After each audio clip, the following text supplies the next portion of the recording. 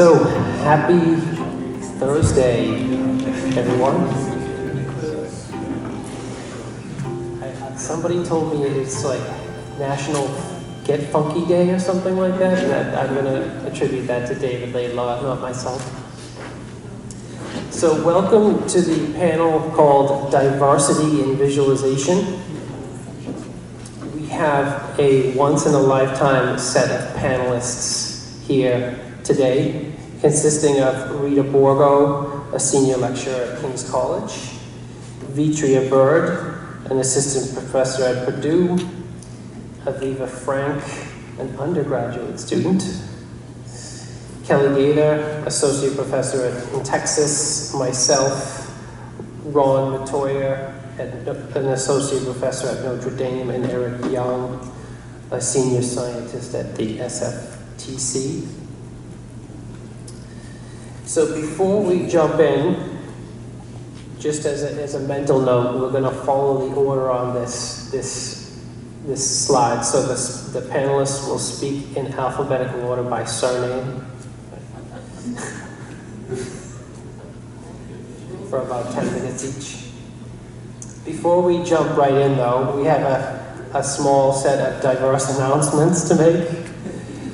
So we have on October 13th, probably everybody knows this already, that we have the EuroVis state-of-the-art report sketches, which is a 2-page summary of a proposed state-of-the-art report in visualization. So you still have time to throw something together since it's only 2 pages by the 13th of October. And please let us know if you have questions about that after the panel.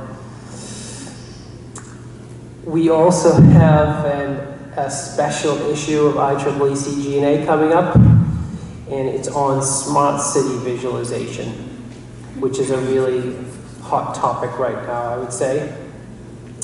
And the deadline for that is the 1st of January 2018. So if you don't already have New Year's celebration plans, you're welcome to work on an IEEE CG&A article on smart city visualization. And we also have in 2018 another amazing conference called the Computer Graphics and Visualization Computing Conference, or CGVC, which will take place 13th and 14th of September 2018 at Swansea University. So not everybody here knows about that conference, but now you do. Now you do. It's a great, great event, and you're more than welcome. Some of you might have been to EuroVis 2014 at the same location, which was absolutely amazing, and now just looking for an excuse to return. So now's your big chance. And the deadlines hopefully are going to be right around the VIS notification deadlines if you're looking for a new home. Not that anybody gets rejected papers or anything like that.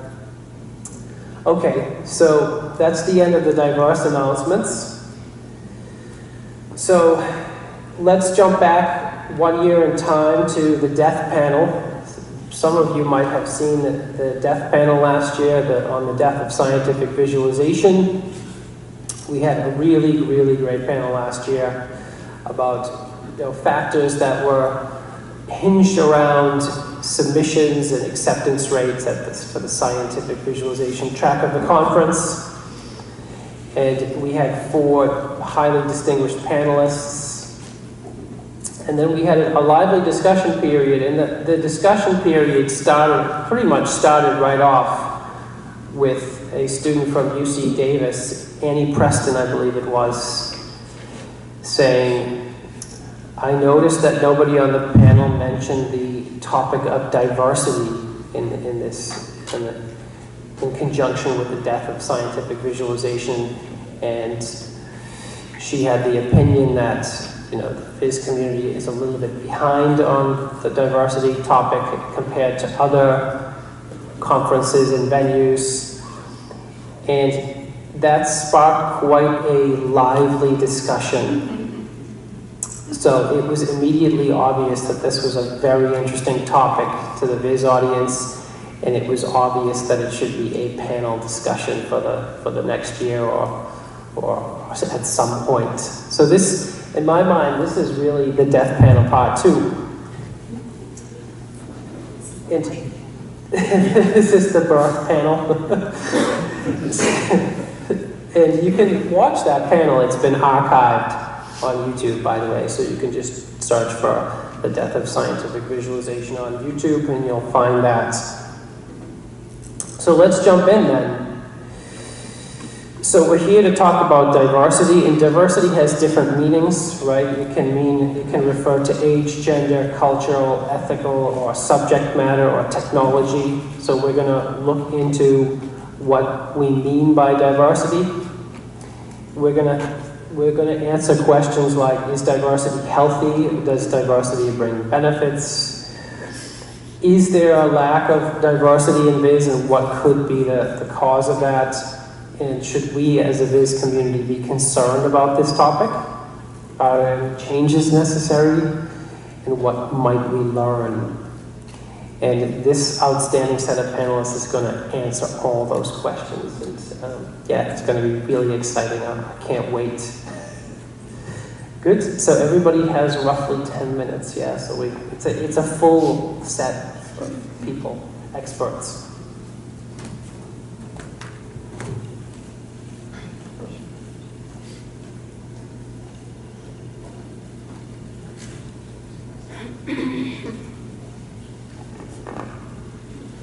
Okay, thank you, Bob, for the nice introduction.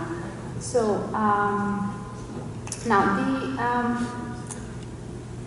I was quite flattered by the invitation that Bob extended to me to participate to this panel, because for me, I mean, diversity is quite an interesting subject for several reasons, which concerns my career and my life. But one thing that for me is extremely important is that the definition of diversity is not just reduced to gender, because actually diversity is a much wider, spans a much wider, a much bigger horizon and panorama. So of course gender is one of the most obvious declination of diversity.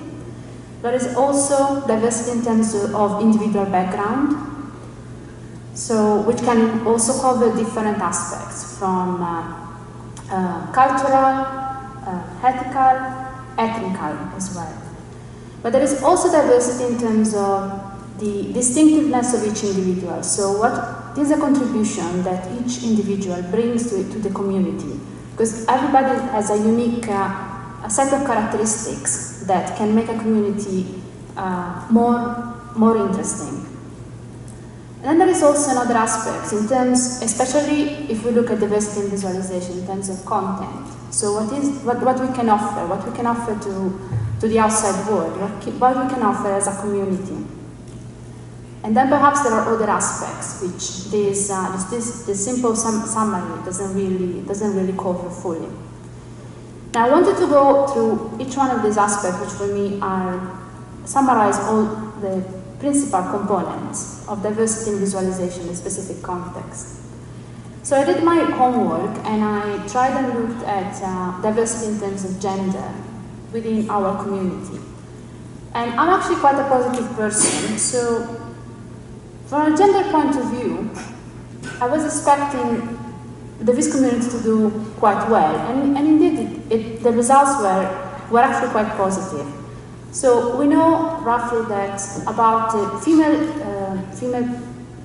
percent in computer science degrees around 25%, while the female presence in the VIS community is around 27%. So overall, we are not doing too bad. We are actually above the national average.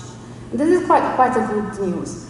There are certain sections of VIS that push up the average, but I don't want to go into detail on those ones. But then I went on and I tried to gather as much information as possible, and I looked at other conferences. I wanted to look at supercomputing as well, but the data were just too much, and I couldn't get the information from the community. So I just grabbed what I could from the web. And the picture that came up was that the other closest conference to VIS I thought it would be CHI. And I could gather the composition of the organizing committee in CHI and I compare it to the organizing committee in VIS, and what happens is that actually CHI has a split of 50%, a really equal split, 50-50% in terms of gender distribution in the organizing committee. And I don't think this is done by chance, but it's actually done on purpose. I double-checked the number twice just to make sure I wasn't adding or subtracting people at random. So this is still doing pretty good. If you only look at the organizing committee, we are up at 28%, but CHI is still going better than we are. So the second aspect was individual background. In terms of VIS, the only data we can really look at is the provenance of the participants in terms of country. Now we cover pretty much all the European, US, Indian, Japan, China, Australia. Quite a really nice coverage in terms of memberships.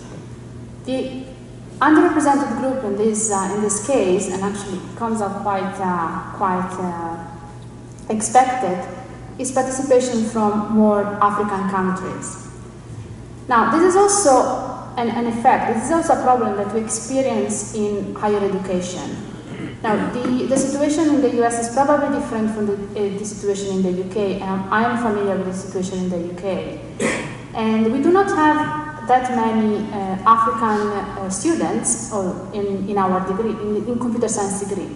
However, and this is the interesting aspect, I'm involved quite a lot with the student societies, and the panorama changes a lot if we move towards other degrees, like for example, finances, business, and medicine.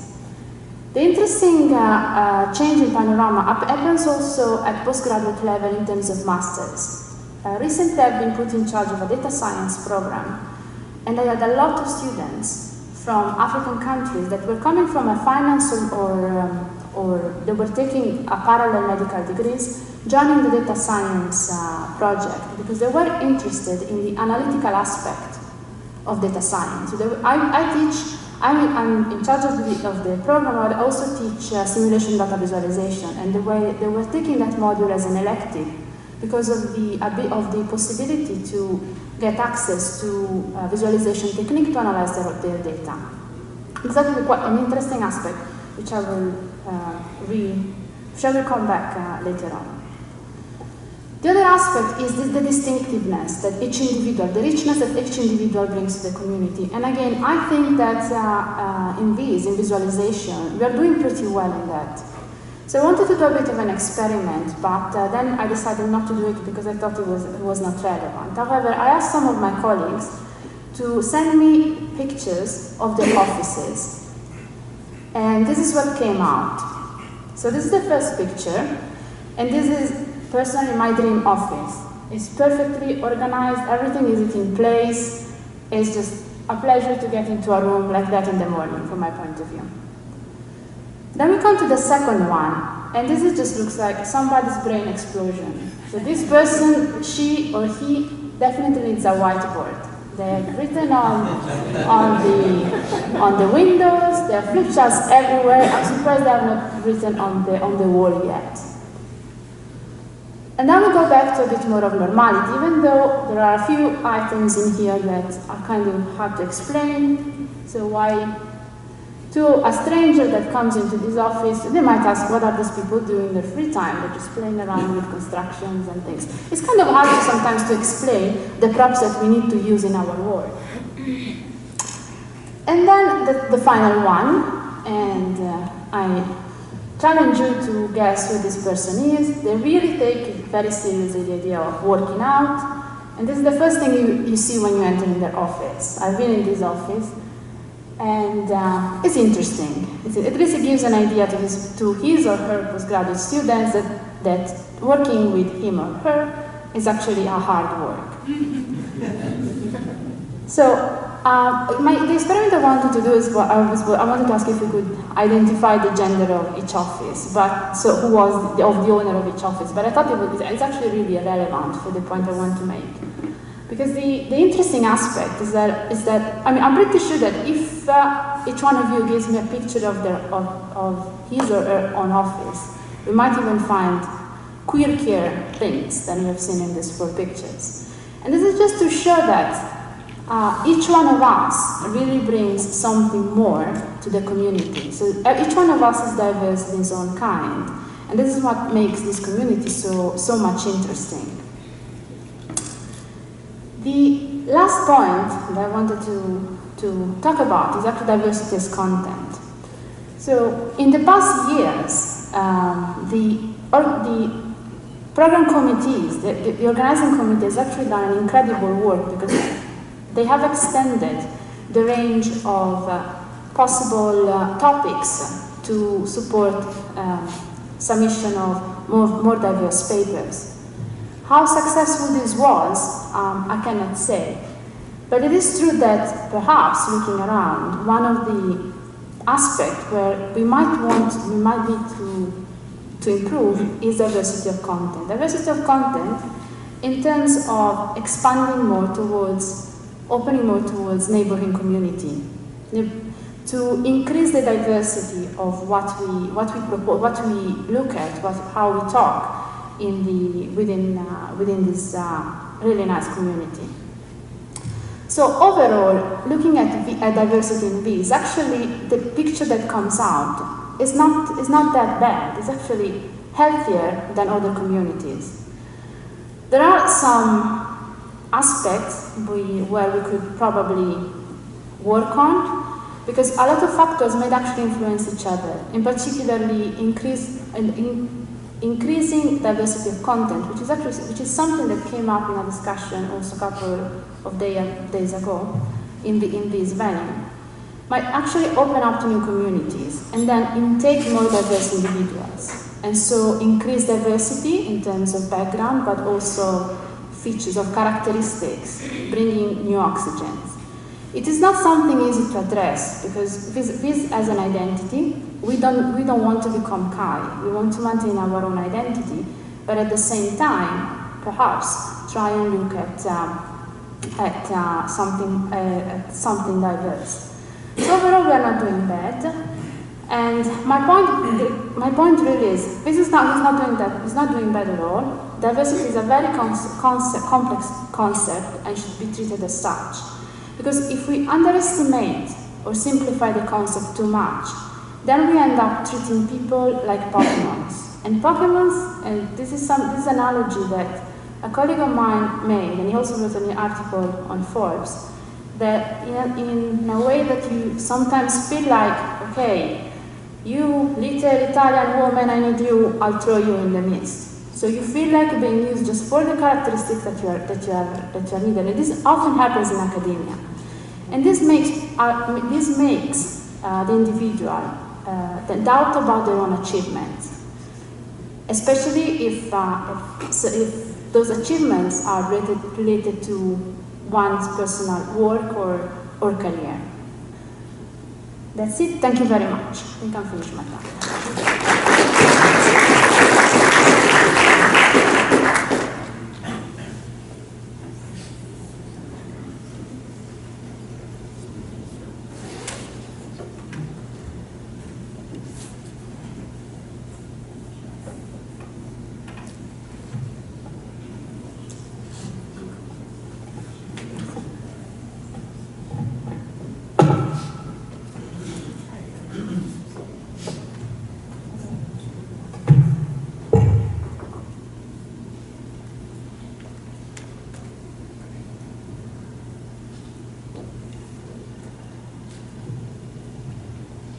Good afternoon. Thank you so much for coming this afternoon. I am going to share with you my path to visualization, and in doing so, share with you some of the things that I've done in terms of broadening participation in visualization. So as I was preparing these slides, I was trying to figure out what's the best way to share my path or to enlighten you in terms of what brought me to this point. So I'll give you a little background about me, and that will set the stage for the different things that I've done so far. So I have a background in computer science and biomedical engineering, which has helped me tremendously in data visualization. But prior to graduating from UAB, University of Alabama at Birmingham, and joining Clemson University in Clemson, South Carolina, I had no idea about the VIS conference. So Clemson was awarded an EAGER grant. And so the idea was that I would introduce data visualization to the campus with other researchers and help them in visualizing their data for 2 years. So at the end of the first year, my supervisor and CIO at the time, very direct for those of you who know Jim Bottom, says to me, "So Vetria, you like it here? You want to stay here?" And I said, "Yes, as long as there's funding for me, I will stay here." And so what was meant to be a two-year appointment actually extended on until 2015. So while I was there, someone in the computer science department recommended that I go to IEEE VIS conference. And so my first conference was in 2011. But in the process of being at Clemson, I was the director of advanced visualization. I developed a number of workshops which began at the beginning stage, intermediate, and advanced. And so that way, it gave me a perspective to see who was interested in data visualization and how can I enrich them in the sense of letting them know the importance of data visualization and how it can be used in their research. So that led to a number of invited talks, different workshops at different conferences, and also to that first year at VIS. And so that first year at VIS, I didn't know anyone. And I met Tamara, and she actually was like the highlight of that conference for that year. So I did not tell her this, but this was my experience. So I read her papers, and I was excited to see her, but she, as you know, is a very busy person. And so each time I'd go to approach her, somebody else would get in front of me. And so she'd have a conversation with them. So I kind of felt like I was stalking her, but I wasn't really. And so I keep trying to get in to talk to her, and I give up. And I said, that's it. I'm just not going to have an opportunity to talk to her. As I'm walking away, she's standing there, and I go over and I introduce myself. And she literally sat down with me, had a long conversation, answered whatever questions that I had about visualization at that time. And so that, to me, was the highlight of that experience. And so my subsequent experiences, I met some other people at the VIS conferences. So in 2012, I met Mariah at one of the lunches that you do when you're new to VIS, and that was a great experience. In 2013, I met Bernice, which was a great experience as well.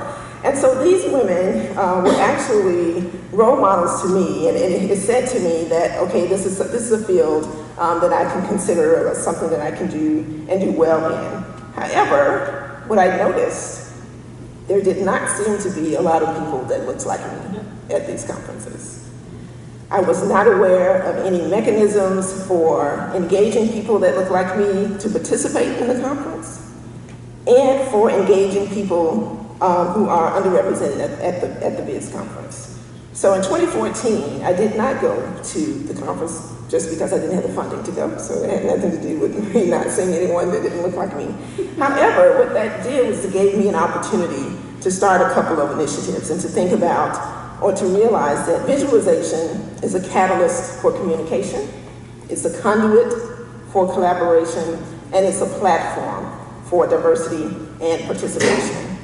So one of the initiatives that I started, I wrote a NSF REU grant and was awarded while I was at Clemson. So it was a research experience for undergraduates in collaborative visualization applications. And so this experience, being the PI of this grant, gave me the opportunity to focus on bringing in students who I felt were underrepresented. And so what I want to do is take a minute to talk about what underrepresentation means for me in terms of the students that I would engage or to reach out to. Yes, it means gender, but it also means, for me, students who don't have the resources that a Clemson at that time might have, or students who just don't even know what data visualization is, students who have disabilities, students who have some challenges but they're interested in data visualization. So I look at all of that in terms of the students that apply, and I try to develop or assemble a cohort that would be reflective of what I did not see at the VIS conferences, because the whole purpose of that was to get them engaged in data visualization and let them know that these things are options and possibilities for them. So those two cohorts, they did a fantastic job. They've gone on to graduate school. I'm actually, one of them has been accepted into the PhD program at Purdue, and she's going to be in my lab doing data visualization. Others, one has gone on to MIT. We had 2 students, one from each cohort, to actually present at the REU symposium at NSF each year. So this was something, many of these students, not only did they not know about data visualization prior to participating in the program, the things that we covered were new to them. None of them had gone to a conference. I had additional funding to send the entire cohort to a conference each year. So that they really did not appreciate that because they felt like it was just a part of the program. But that was actually something extra for them that was gave them an opportunity to see what it feels like to go to a conference and to present their work. The other initiative that I started is broadening participation in visualization. So the previous initiative, the REU site, is specifically for undergraduates only. I thought, well, that's for undergraduates. What if there are others who have an interest in data visualization but may not know how to engage or be a part of it? So I wrote another grant. And this was, as the name implies, to broaden participation in visualization of women and members of underrepresented groups. And unlike the REU, this particular initiative is open to all persons with an interest in data visualization. So we had undergraduates, we had graduate students, we had junior faculty, we had postdocs. I mean, it was a virtual array, melting pot of all persons, even from artistic side to administrators who wanted to participate. We even had K through 12 to participate. So unfortunately, the funding would not allow me to cover the cost of the expenses for the elementary school students. They really wanted to participate. I really wanted them to participate. I called and I said to them, I'm sorry, I cannot fund you to come. So what spoke to me as a true indicator of how important they felt that this was, they wrote a grant, got the funding, rented a van, drove from Louisiana to Clemson in South Carolina, and participated in this workshop. So it was 2 days. And so to me, that says this is something that is important, this is something that people value, and it just showed me that they saw the importance and value in it as well. Unfortunately, the first day was hit by the polar vortex, so what was supposed to be a 2-day event for some turned into a week-long event. So, yeah, that was an experience. But that also gave me an opportunity to take those remaining funds and host the second VP Viz. However, before I could host the second one at Clemson, I was recruited to Purdue in 2015. And since being at Purdue, I am an assistant professor in the Polytechnic Institute of Computer Graphics and Technology Department. We are developing a new major in data visualization, specifically for undergraduates. So unbeknownst to me, Purdue was watching what I was doing at Clemson. I had no clue about Purdue at all. And they said, we like what you're doing with undergraduates. We want you to come here and take this to the next level. And at that point, I said, so what does that mean? It was all words to me. And so they told me, you'd have an opportunity to build out what you started at Clemson. So those workshops that I developed, the beginning workshops, the intermediate, and the advanced, I'm taking that and I'm building curriculum for the new major in data visualization. And as I mentioned before, the picture of the student in the lower left corner was a participant in the REU site at Clemson in 2015. And so she has since graduated and will be a graduate student, PhD graduate student in my lab at Purdue. So since joining Purdue, I have continued in my efforts to broaden participation in visualization through several different either speaking engagements or opportunities. In 2015, there was a panel here at VIS in which we talked about, could visualization provide a pathway to STEM? And so for me, engaging students in data visualizations opens their horizons or helps them to think about other options that they may not have considered. I have worked with NASA, Open NASA Datanauts, where I give webinars to K through 12 students, particularly girls, trying to engage them in STEM in terms of visualization. I've given Blue Waters seminars where I reach a broader range of people who are interested in data visualization. This summer, I had 3 undergraduate students working with me as part of the summer research opportunity, similar to the RU. And so these students are engaged, they are excited about data visualization, they come to me not knowing anything about data visualization, so I treat that as an opportunity to engage them and let them know of the different things that can be done. At the graduate level, I give a talk to the International High Performance Computing Summer School. For the last 3 years I've done so, and that engages graduate students. And so hopefully you can see that I try to reach every aspect in which there might be people who have some data or have some interest in data visualization, and I try to engage them and make them aware of the different opportunities that are available. So the second BP Viz was held at Clemson, not at Clemson, but at Purdue last year, where it was co-sponsored or co-located. So one day was held at Purdue and the second day was at NCSA.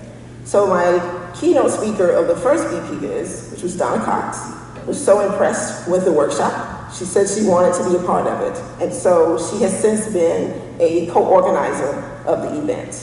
The third BP Viz workshop will be held next year, June 13th through the 14th. We will have a 2-day workshop, one day at Purdue, the second day at NCSA. And again, the need to diversify a field with such far-reaching influences is imperative at all levels. And so I am trying to do my part to engage students and persons of all areas in data visualization. Thank you.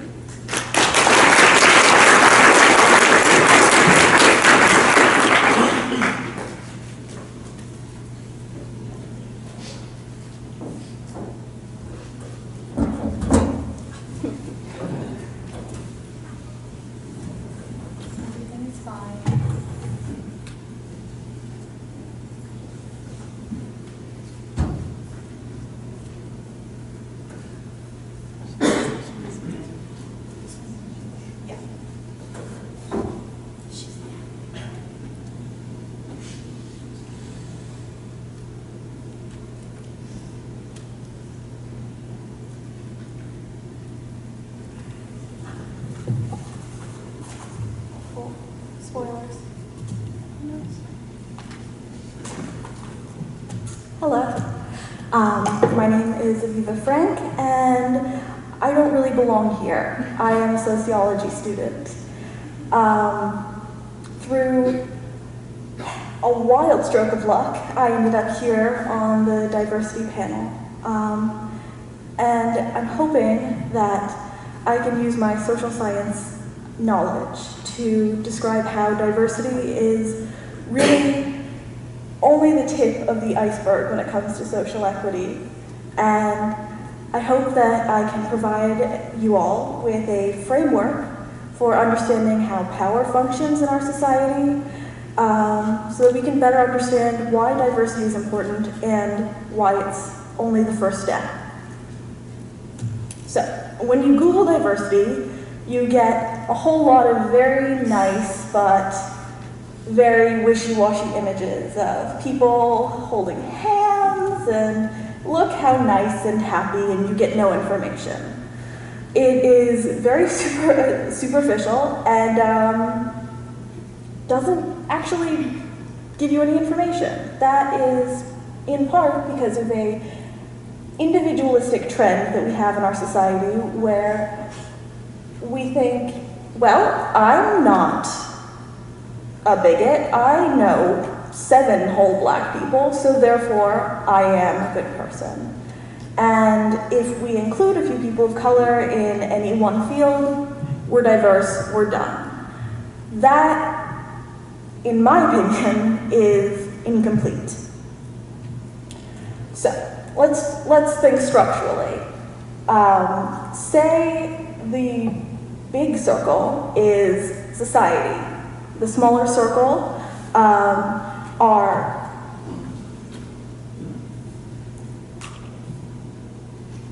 the circle inside are institutions like education, like the economy, like religion, and then inside of that is groups. Those are data viz people, or lesbians, or people with college education. Basically, it's a subgroup that interacts within institutions. And that itty-bitty little dot, that's you. Yes. So what we do as sociologists is resist thinking individualistically and look at systems and how they impact our life.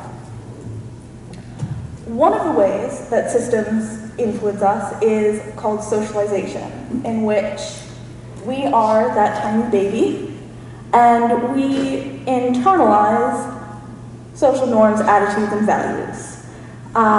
Pretty much from the moment that we're born, we internalize all of these cultural mores and ideas about what is acceptable, what is normal, who belongs in the in-group, who belongs in the out-group. That is important. That teaches us how to be members of a society. However, no society is free of inequality. So in this process, we tend to internalize a lot of these unequal ideas, and because just like society shapes us, we shape society, we perpetuate those unequal norms and behaviors unwittingly, frequently. Sometimes we're explicit about it. The real issue here is that, I'm already on to the next page. The real issue here is that things can feel icky and feel like someone's being mean to you, but that doesn't make an oppression. So we take the prejudices that we learned as an itty-bitty child and got more and more of as we grew up and watched media and interacted with our peers. And so those prejudices could be on race or gender or class or ability. And then we combine it with institutional or systemic power. And that creates oppression could be racist oppression or sexist or classist or ableist oppression. Oppression is a big, scary word that none of us really like hearing. It's very scary. Hopefully, I can help guide you into a more structural understanding of what oppression is. Oppression isn't a you thing, it's an all of us thing. We all participate in structural oppression because we all participate in society. So,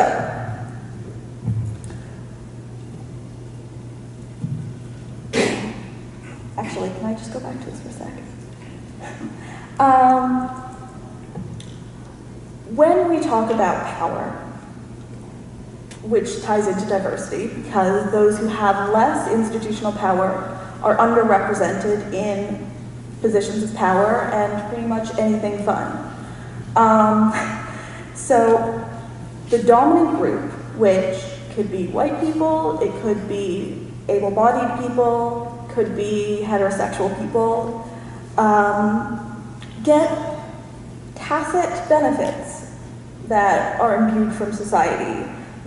We get opportunities that are just not accessible to other people, and greater access to rights and resources, and those who experience the brunt of oppression have less access and less political power. Institutional oppression is built into our systems. They're built into our economy and our education system and our medical system. our government, all of our religions, and our laws.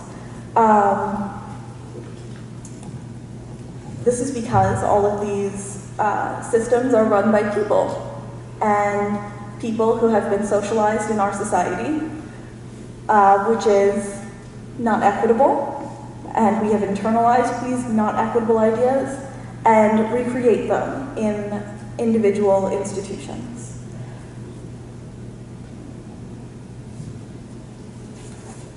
One of the most insidious things about institutional oppression is the way that they interact together, reinforce each other, and frequently render each other invisible.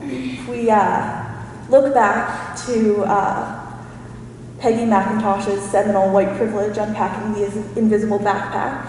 She describes white privilege, but it applies to all privilege, as an invisible weightless backpack of special provisions, maps, passports, code books, visas, clothes, tools, and blank checks. Just by existing as a person with privilege, we have access to so many more things. Because dominant ideologies are created by dominant groups, we often don't see these privileges and benefits that we are carrying around. Power structures tend to work together to render each other invisible. And no one wants to be an oppressor. I think not one of any of us wants to be an oppressive person. Unfortunately, we are. We all have differing privileges and disprivileges that shape the way that we interact in everyday life. So let's complicate it further. Axes of power, like gender and class and ability and race, all intersect to create your specific life. Not all members of a group are homogenous. My experience of womanhood is different from my mother's experience of womanhood and any other person's experience of womanhood. Some of that is just the general way that we grew up, but a lot of that is because of different axes of identity and oppression.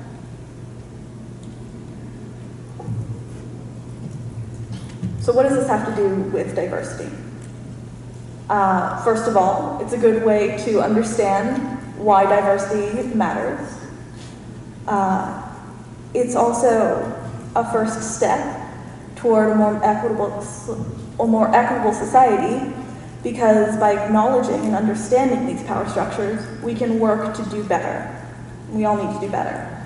By making environments more welcoming and available to more people, the essence of diversity, we bring more voices into the conversation, more people who are not unable to see axes of oppression that we may not be able to see, who can point out when things are not equal, and hopefully, ideally, we could work to fix it together.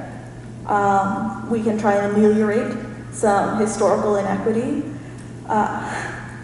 and maybe in the process distribute some power. Thank you.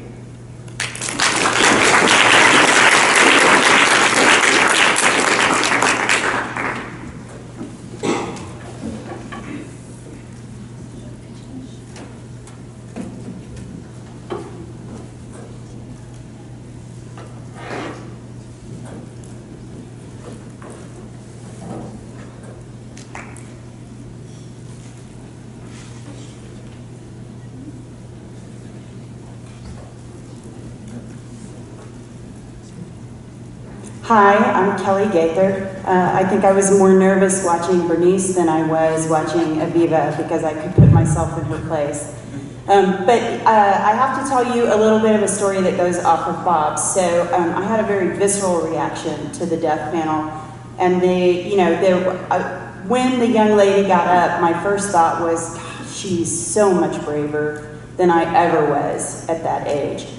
Just what a celebration. And then when it kind of got to the end of the answers, I kind of had like a visceral, emotional reaction. I don't generally get up, and Bernice beat me to the microphone. So Bernice and I were standing there waiting in line very patiently because we knew that what had been the last statement, that I think we're fine, we knew that we're not fine. But there are a number of factors that go into it.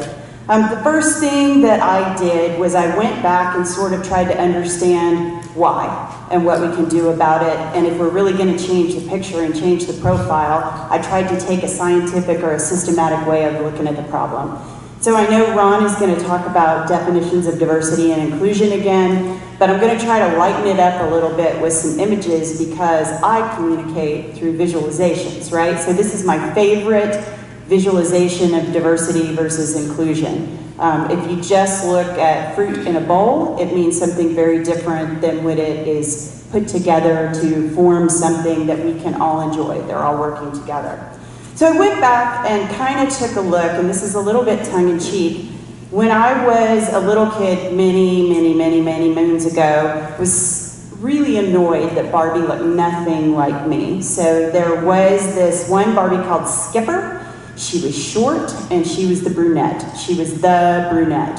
So Barbie was almost exclusively blonde. So in my effort today to kind of look at, if I was going to take a historical look at diversity, what kind of images could I look at society-wide? So I went and took a look at how Barbie has evolved over time and how the different forms of Barbie, and then of course, to be inclusive, the different forms of Ken. So you can see on the right-hand side, Barbie doesn't just have blonde hair, and I was probably most struck, Barbie has hips, so, which is great, awesome. And then the guys look very different and very diverse. So I'm going to talk to you a little bit, the first two, sort of the two images up at the top are very US-centric, but this is not a US-centric problem. And I do want to tell you the main point of my part of the panel is to tell you that looking at inclusion and diversity is not a choice. We must do it, and we must all look at it. So it's something that's got to be important to all of us. And I'll give you some pretty shocking numbers that if you don't buy off philosophically on the topic, you should buy off on it in terms of innovation and economics.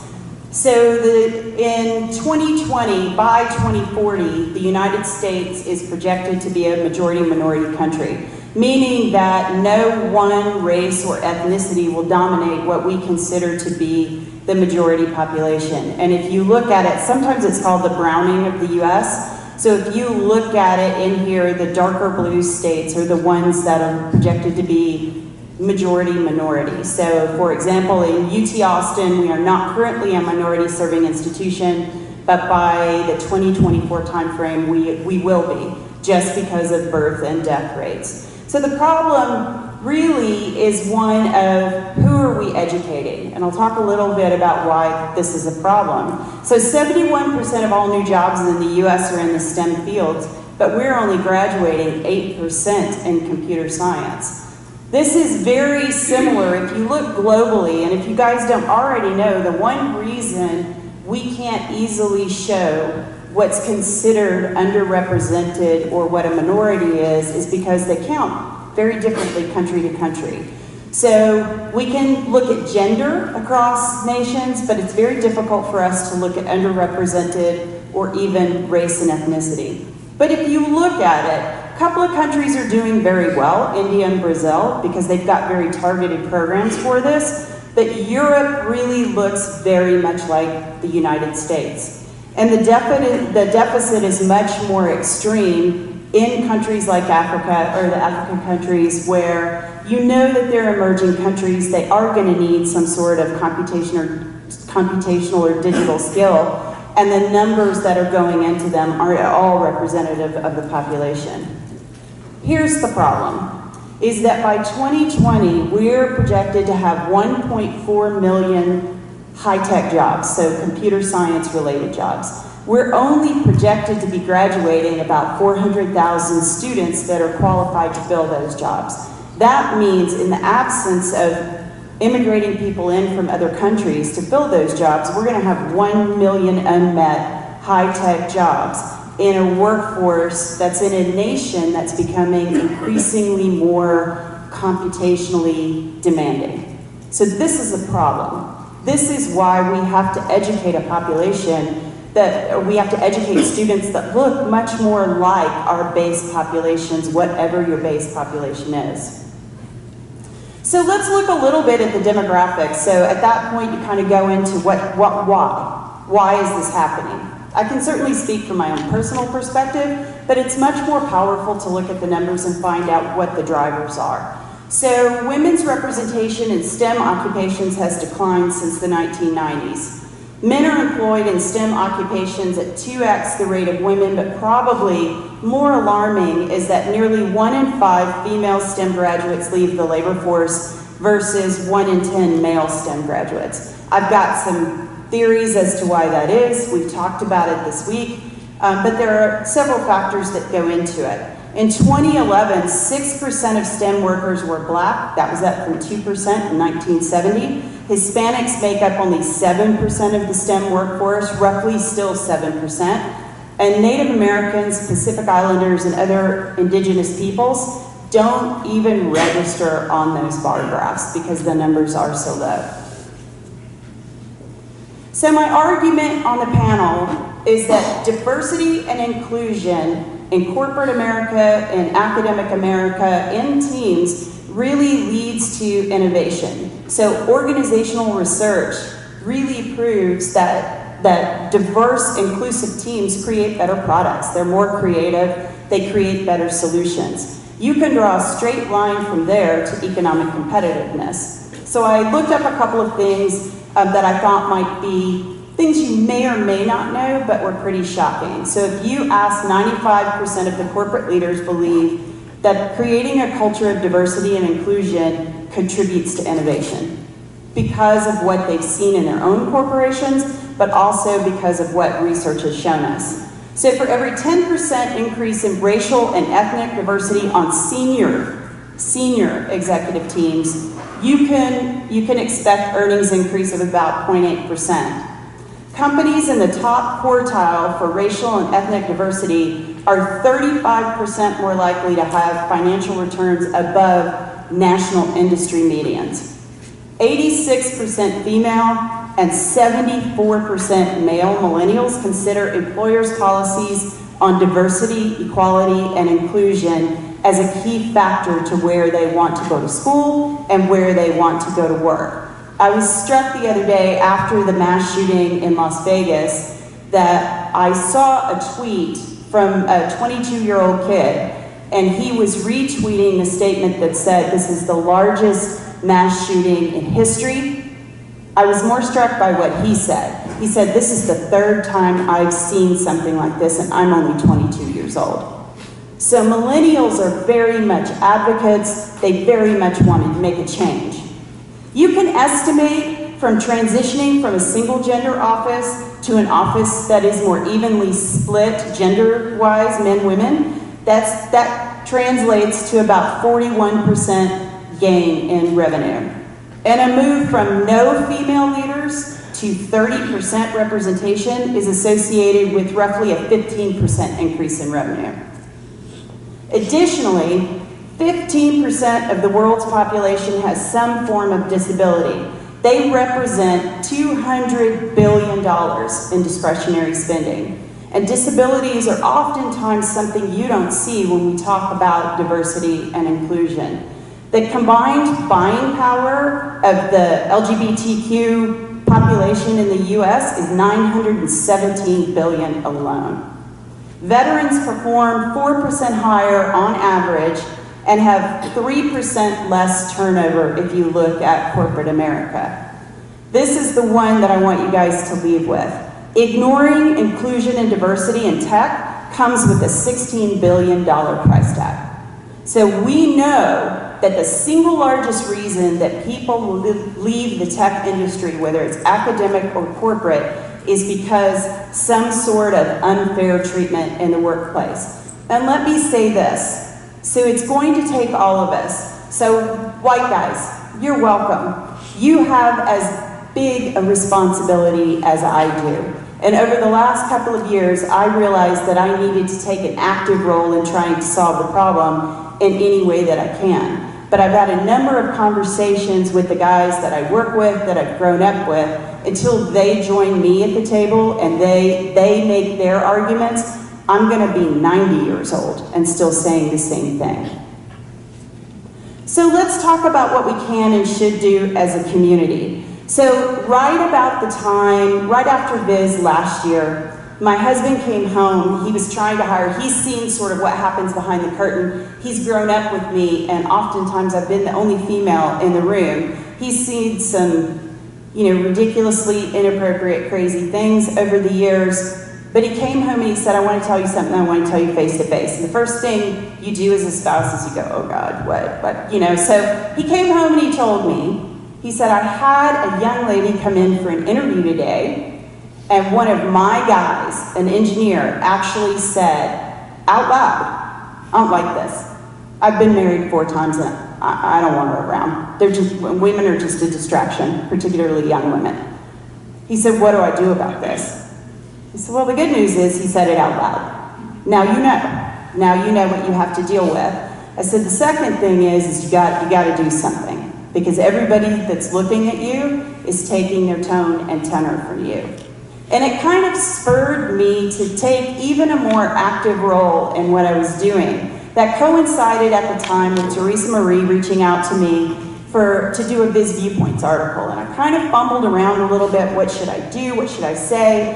And it was really her that said, why don't you talk about inclusion and diversity in VIS? So it came out a week ago, Teresa Marie. So it is an IEEE CGNA VIS Viewpoints. And the title of it is How Visualization Can Foster Diversity and Inclusion in Next Generation Science.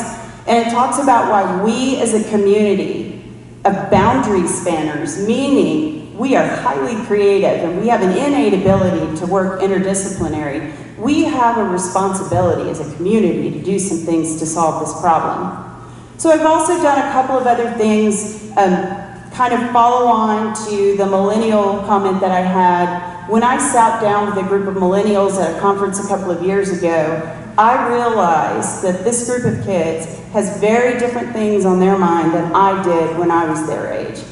But the one thing that we could all come together on was that everybody wants to make a positive social change. We want to do something to take an opportunity to be an activist, but use our skill set to be able to do that and positively affect that. So this year, we will have our second Advanced Computing for Social Change Challenge.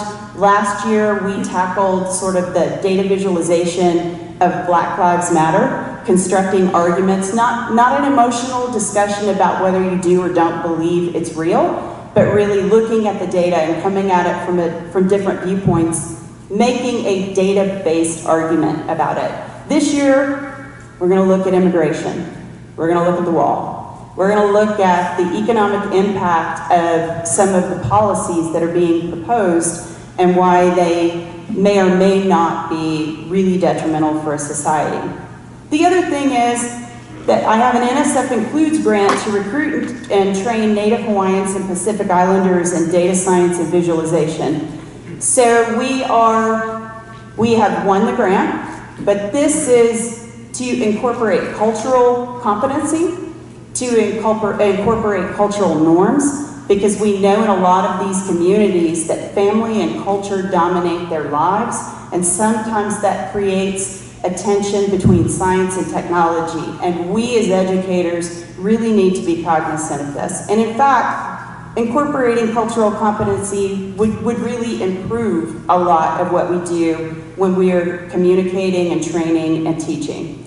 So I just wanted to leave you with that. That's my last slide. Ron is going to talk a lot about what we can do. So now that I've shown you the shock and awe numbers, he's going to give us a lot of information about what we can do. So I'll disconnect. One thing I do want to say is over the week, Jim Ahrens, who's in the back, has given us the opportunity to collect all of the information that's been shown over the week and then distribute to the community at large.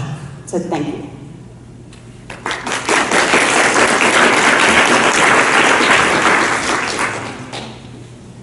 Are we in time for pretty fun? Okay. All right.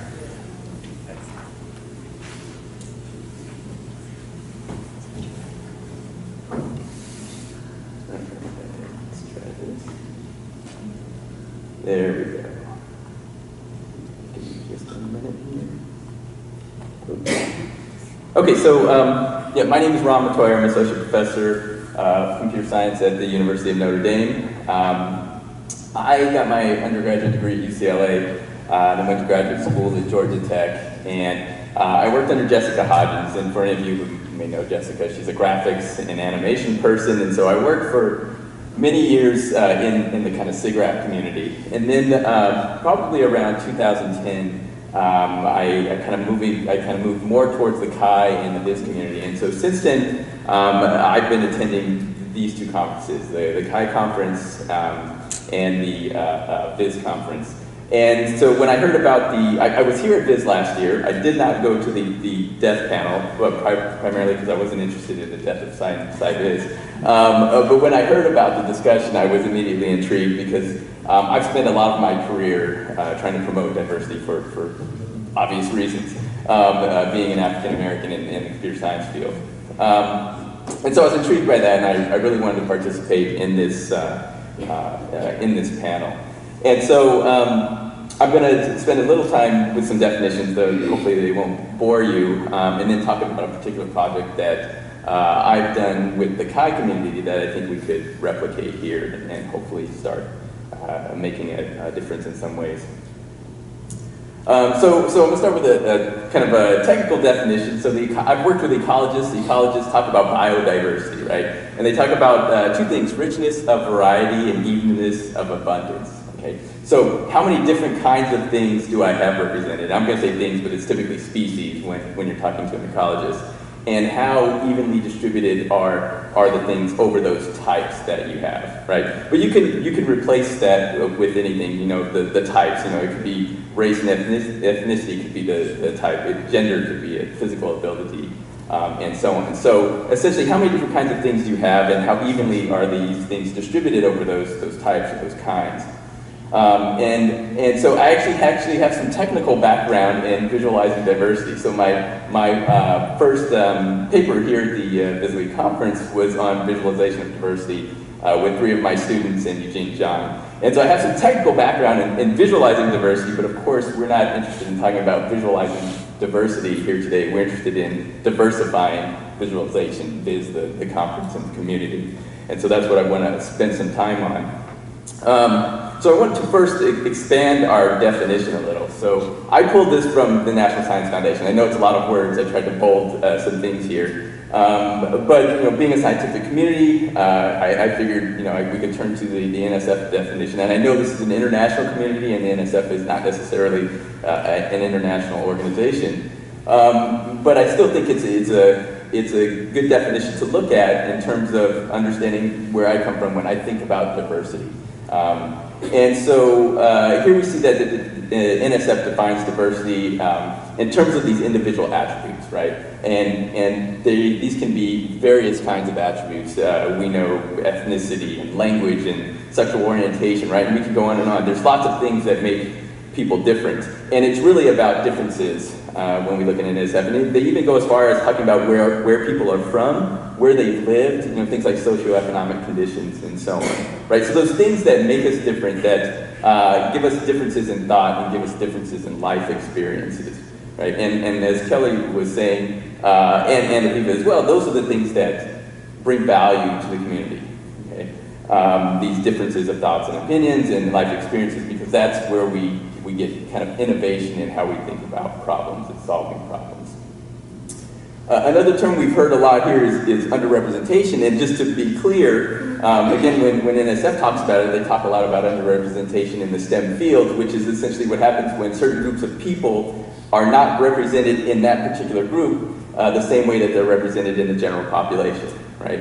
And that's an important thing to consider. And the particular underrepresented groups that NSF focuses on when it comes to STEM, and even more specifically computer science, are the ones in bold here. So we've got women in computing, we've got the underrepresented minorities, which includes African Americans, Hispanic Americans, Native Americans, Alaska Natives, Native Hawaiians, Native Pacific Islanders, right? So we've got a big group there. But as well, the economically disadvantaged and people with disabilities. Okay, so these are all part of what NSF generally considers underrepresented groups, and which I try to focus on in the work that I do in this area. And then, as Kelly mentioned, the other term we hear a lot is inclusion, right? This definition here, this I believe, I should have put a citation here, I believe this is also from NSF, but it's really more about a culture, right? A culture that encourages collaboration and flexibility and fairness, where you leverage diversity, right? Where diversity is an important thing in that culture. And when I say culture, I don't mean a national culture, but I mean small group culture, whether it's a work culture or a culture in a community like the VIS community here. Okay? So these are all things that are important to me when I think about diversifying VIS, right? Looking at diversity, looking at inclusion, and looking at underrepresentation. Because in a lot of conversations that I've been involved in over the years, diversity doesn't necessarily always mean fixing underrepresentation and addressing underrepresentation issues. And to me, that's a very important part of it. So what is our goal? One of the questions I think we have to ask ourselves is what is our goal here in the VIS community? Is it just about richness of variety and evenness of abundance, creating diversity, or is it looking about underrepresentation in particular and trying to figure out how to create a community in VIS that's more representative of our broader community, whether that's in the US or internationally, right? Is inclusiveness an important part of this? And I think obviously all of these things are important. I think, you explicitly don't have to have inclusiveness to create diversity and start broadening participation, but you can't maintain it if you don't have inclusiveness, right? It's a critical part. And so my general position when it comes to broadening participation in the VIS community is that we really need to actively engage in this topic. And when I say we, I mean everybody has to be a part of it. And when I say actively engage, I mean it's not just a matter of building it and they will come, right? It's a matter of being very proactive and going out and identifying the groups that you want to be a part of this community, inviting them into the community, mentoring them, promoting them within the community, and trying to build this community that's more reflective of the population that you're after. And that's at all levels, not just participating in the conference, but doing things like presenting posters and mentoring people to learn how to write papers and being part of the power structure as Aviva was referring to. These are all important parts of creating a culture of inclusion. And so you have to be active about it. And so as an example, one of the things that we did in the CHI community, and when I say we, it was myself and Manuel Perez-Quinones, is that we organized a mentoring workshop in 2010. We called it CHI Mentoring Workshop. And it was essentially designed to get a bunch of graduate students. So this is all focusing on graduate students, so underrepresented graduate students, with the intention of helping them build relationships and networks with their peers, so a cohort within the CHI community, building relationships and networks with the leaders in their field, which we know is incredibly important to start promoting people, to provide a welcoming environment for them to get that mentoring and also to start some collaborations in terms of research, and to encourage their participation in STEM. In the venue, so in CHI in particular. You'd be surprised, for example, that there are students out there who are being, who are in HCI programs, but are not being encouraged to do things like attend CHI. You have to be there, right? If you're a graduate student doing research in human-computer interaction, that's something you need to be doing. So we organized this workshop. It was co-located with CHI in 2010, and I'm drawing a blank. I believe that was in Atlanta, but I'm not positive. It was a 2-day workshop. We had a bunch of wonderful speakers, so it was all about exposing these students to each other and to leaders in their field. And you might recognize some of these names. Jim Foley is a well-known person in HCI and computer graphics. Our Jeffrey here, who is obviously well-known here at the VIS conference. All these folks came and spoke to these students. They just gave their time during the conference to come and give presentations and spend some time with them. We had a total of 40 participants from 21 institutions. 31 women out of those 40, and it wasn't as diverse as we would have liked over the underrepresented groups. So 24 African American students and 6 Hispanic students. And this was funded primarily by the Computing Research Association the CDC, which is the Coalition to Diversify Computing, not the Center for Disease Control, and the National Science Foundation. I see someone nodding. Well, yeah, it could be a problem, right, that we need to fix. And the National Science Foundation. And so it was a big success. We got a lot of great feedback from both the students and the speakers and so on. And so we did it again in 2012. This one was a 1.5-day workshop. Again, a bunch of great speakers from the field. We had 30 participants from 22 institutions, and because word had gotten out, we got a much bigger pool of applicants. We had a much better distribution over the underrepresented groups, including 5 students with disabilities. And again, it was a wonderful success. That one was funded by the CRA and some industry sponsors, Microsoft, Intel, and IBM. I put Microsoft on there twice. They did not sponsor us twice. Sorry. And so this is one of those examples, right? So this was just a very active effort to go out, find these students, bring them to the conference, and we funded them. So they were completely funded to attend this workshop and then to attend the CHI conference. It was completely paid for, right? So we knew that if they came to this workshop, they'd also be going to CHI and getting the full benefit. And so, was it a success overall? It's hard to measure success. We didn't do a good job of tracking, but I've gone back and I've looked for all those students and tried to figure out what they're doing now. And of the 70 students, I was able to find 58 of them. And 11 are still in PhD programs, 19 of them are industry researchers and entrepreneurs, and they did complete their PhD. We've got 7 postdocs, we have 21 of those students in faculty positions. So to me, this is really, really phenomenal. Now, I'm not saying this is all a result of our workshop, but I do think we played a big role in promoting them and getting them out there and getting them engaged with the community. And last year, actually, this year at CHI, one of the students got a Best Paper Award, so we were really proud of that.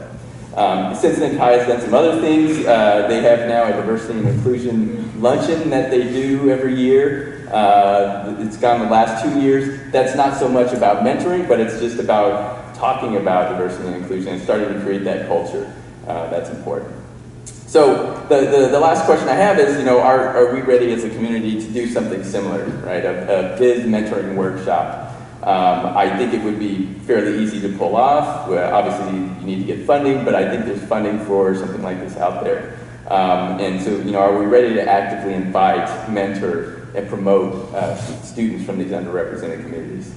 And I think we can do that. And if we do, I think we can get to, our diverse team where we each bring our unique talents and our superpowers to solve the biz problems out there. So with that, I'd like to end. Thank you.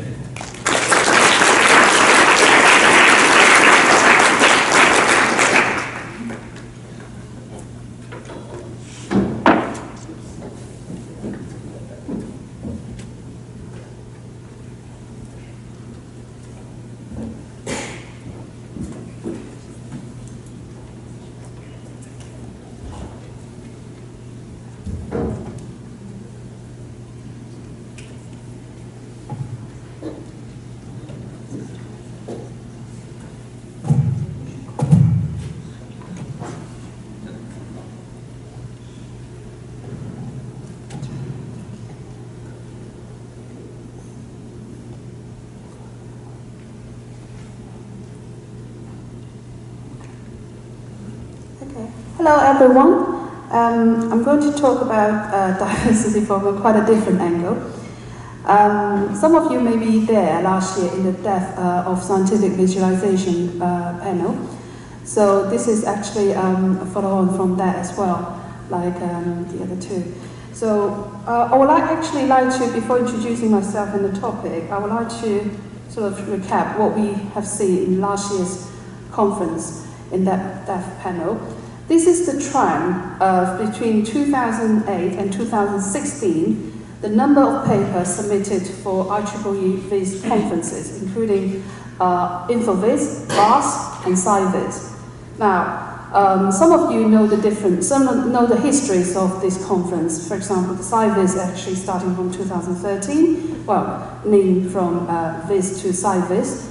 So as generally, this is what happened. So this is what gets people asking the questions, right? All right, this is the number I pulled from the internet. So this is what started. Now for me, when I look at this picture, when I'm a technologist and ask myself the questions, what is the reason, potential reason for this potential sort of comparison-wise, the drop of SciVis paper submission? So what's the background for that? Because technology, first of all, go back to this topic. I hope at the end it's clear what's the link between these two. Technology diversity, to me, technology is actually the methods, the techniques, the tools, all these things created by people. So technology diversity is, in a way, is a reflection of how diverse the people's knowledge, understanding, expertise in the field. So in order to have a very diverse community, one of the fundamental driver, a reflection on the reality, is that perhaps quite a way to understand that human diversity is understand what's actually being on offer in the community, right? So this is where my angle is. I'm coming from Science and Technology Facilities Council, one of the 7 research councils in the UK. So I look after a group, it's more a practitioner group. Actually, a practitioner group look after 2 types of things. We work closely with large facilities, national facilities such as synchrotron, neutron, high power laser, space science and all that, so very large instrument. So STFC, Science and Technology Facility Council, the facilities is the key word, large instruments and science. So on the other hand, we also increasingly starting to work with civil engineers, look after perhaps more posh words, smart city, urban science kind of data. So when I look at this two type of research, if you look at the technology available for this two type of community, it's actually quite a distinct characteristic. In terms of number, when you look at SciVis community, the number of tools available, popular tools, it's small compared to the number of tools you can choose and pick and develop in this InfoVis or vast community. It's just such an unbalance. So for one hand, if I want to develop something in the SciVis and on that side, from microtomography imaging to 3D, 2D to all the way to 4D, the choices are actually very limited. There's a small number, handful of them. But on the other hand, I really pleased is that the variety we have is at which tools, techniques we choose, rather than we worry about the choices. Do you see what I mean? Okay, so actually, because I'm a practitioner, the reason I'm coming here, I'm not trying to representing I do not know the history of this conference starting from 1990s, right? I do not claim I know all the history, why and what. So this is my second time in this conference, so this really just representing my view on how I see this community. Hopefully give you a perspective from a different angle. On the other hand, visualization is really very important to bear in mind. Is from a practitioner point of view, is really a system. Although it's a whole world of visualization techniques, tools, and methodologies out there, but it's at the end of the day, in the real world, it's really a system of part of a very big ecosystem. So it's never ever stand alone. So you have to bear that in mind when you develop things. So going back to this picture, this picture is the numbers, numbers from all these years. One of the things it tells us is that, get me asked the question is why is like that? As I mentioned earlier, now, you might debate, you might argue, I'm working in a very niche and small field. This small field, microtomography, in large synchrotron these days, is actually a very demanding, challenging, highly data-intensive science. Because one of the things they're pushing very hard is, in terms of imaging, microtomography imaging, they are talking about 4K by 4K volumes, and each of the volume is a time resolved. So it's 4D image, 4K by 4K. Imagine how big the data size is. This is not just data size, it's actually a whole spectrum of issues. Once the data volume increases to such a scale, whole spectrum of issues associated with it in terms of analysis and visualization. So, but on the other hand, if you look at this on this right-hand side, this sort of more InfoVis area, as I mentioned earlier, the choices is just spectacular long list of things you can choose from. Really, what here is you need to make the right choices. There is not such the case, because a lot of the tools were developed. It has been around for 15 plus years, has been very well established. What actually it says is that actually if you want to do something in that area, you better go, either you go with them or you are rich enough to buy something commercial, which are very, very expensive. So, but for the newcomers, it's actually very hard to come into that community. So if you want to get drilling this a little bit deeper in terms of understanding, if you want to develop a technique or new tools for these two communities, microtomography imaging, 4D imaging, or you want to do something InfoVis and all that, the amount, I have quite a lot of details here. You can read into that. But one of the things I want to highlight, what I've just mentioned, is the volume of data. This is clearly, here I talk about experimental facilities, but for simulation it's exactly the same. It's a huge amount of data size here we're talking about. That in order to really become someone working in this field, developing tools, developing techniques, what that means is that you really need to have quite a large infrastructure to HPC clusters, thousands of cores, and huge storage space, and all that with you, in order to really start to look at it, just saying, looking at the problem. But on the other hand, if you are on a standalone sort of person, individual researchers, without much resources, without a large team, it's actually very hard to work on the field, on that kind of large science field.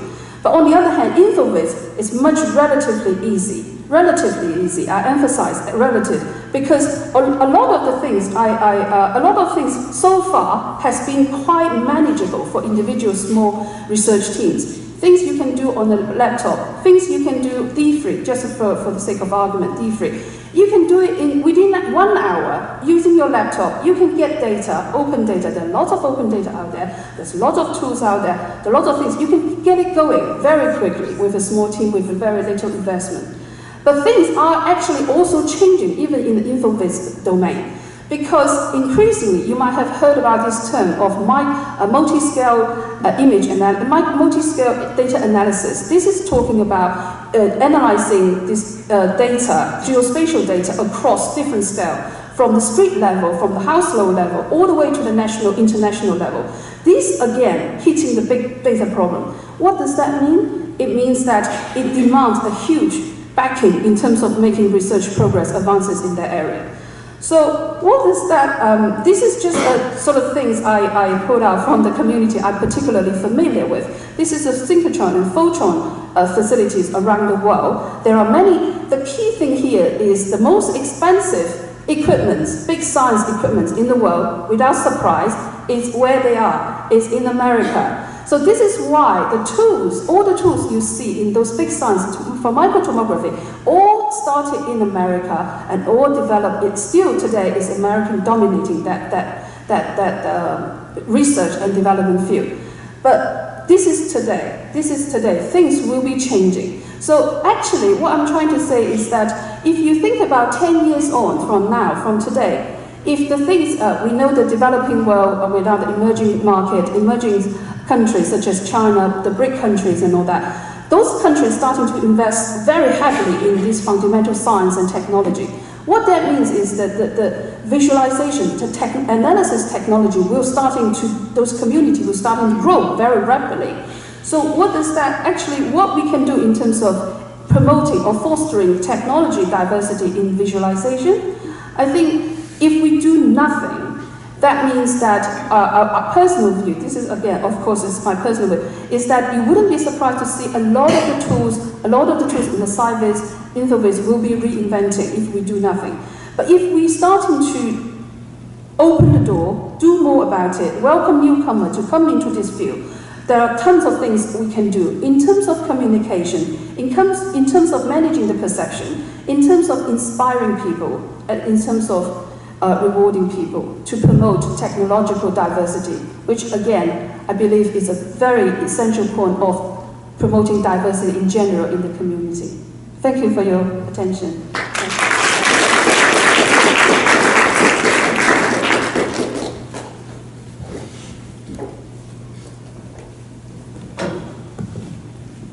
Is this working? Yeah. So we have a few minutes for questions or comments for this very distinguished panel, selection of panelists.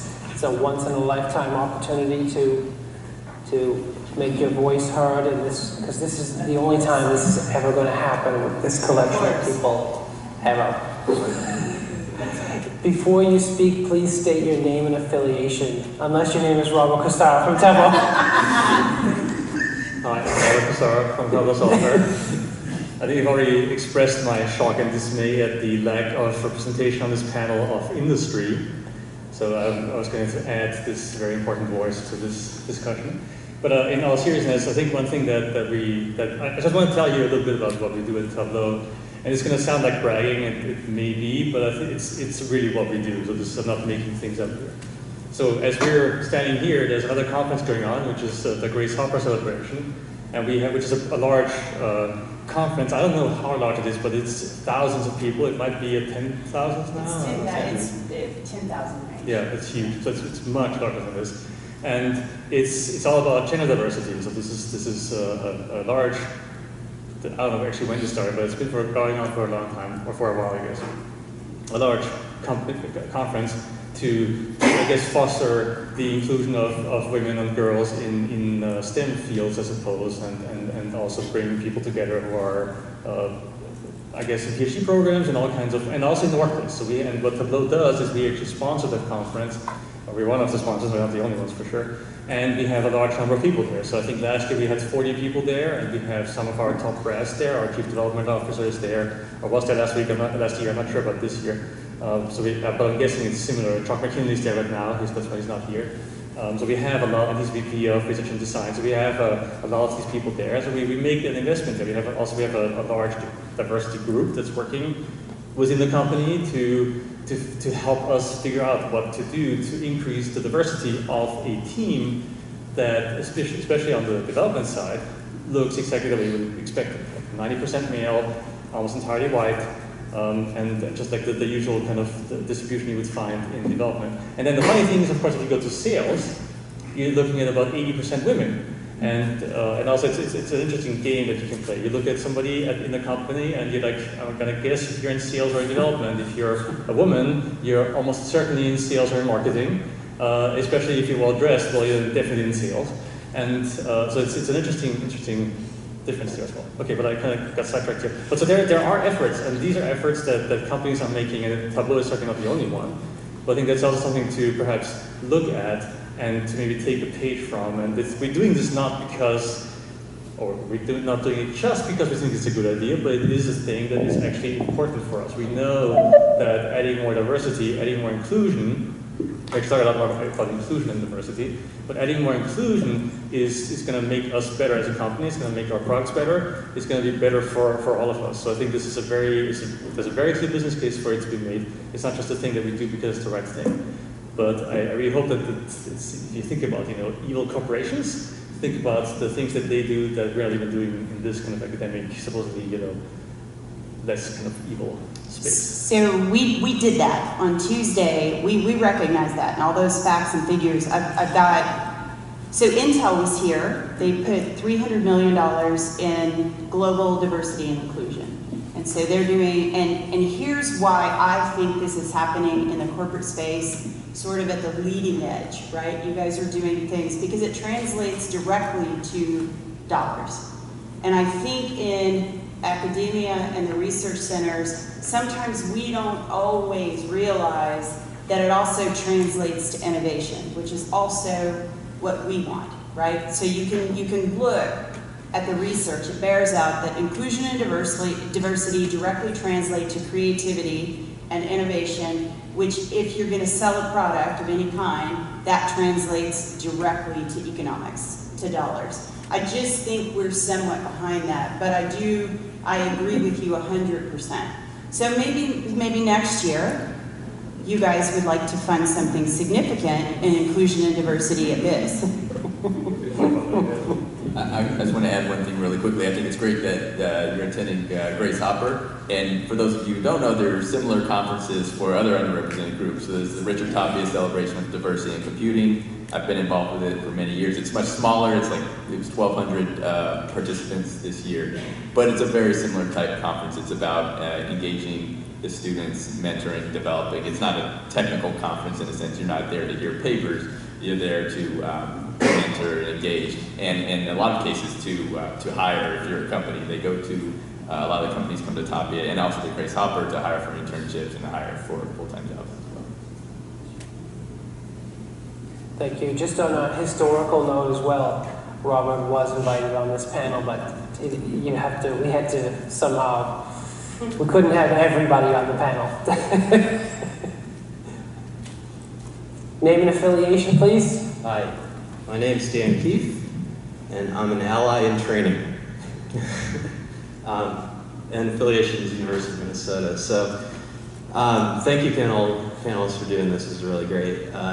So my wife is a cultural anthropologist. I've been learning about race as a social construct at the dinner table for years. But I'm still learning. And Aren't we all? yes, and when I was in grad school, my advisor used to say, if you want to learn about something, teach a class on it. And so I'm teaching a class called Visualization and Virtual Reality for Social Justice.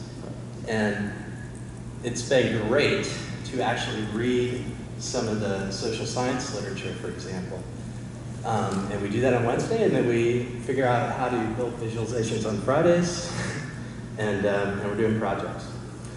So I thought, actually, I'm curious, one of the things I've been thinking about with this class is, can visualization, in some sense, be a catalyst? And so I thought it'd be fun. Can I read you a question that the students are answering as an essay right now?